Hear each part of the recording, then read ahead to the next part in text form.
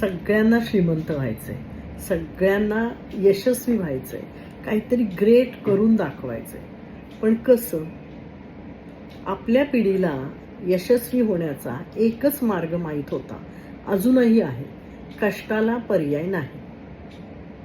लहानपणापासून आपल्या मनावर एकच गोष्ट बिंबवल्या गेली आहे की तुम्हाला जर श्रीमंत बनायचंय, यशस्वी बनायचंय तर प्रामाणिकपणे सातत्याने कष्ट केले पाहिजे.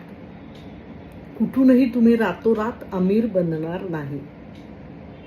पण आता जर तुम्ही हे रील्स पाहिले, कोण कोण लोक आहेत मला माहीत नाही, त्यांचे पॉडकास्ट चालू असतात आणि त्यामध्ये ते असे काही उपाय सांगतात की खरंच एखादी व्यक्ती जर या नादाला लागली आहे तर पूर्ण निष्क्रिय बनून जाईल आणि वेड्यासारखे हे उपाय करत राहील. कारण त्यांच्या हमखास यशस्वी होण्याच्या टिप्सच तशा असतात.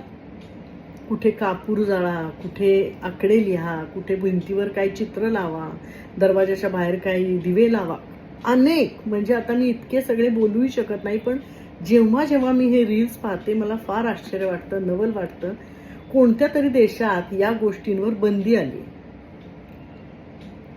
आपल्याला आपली पुढची पिढी वाचवायची असेल ना निष्क्रिय होण्यापासून, तर खरोखर या सगळ्या गोष्टींवर बंदीच आणली पाहिजे. कारण कष्टाला पर्याय नाही.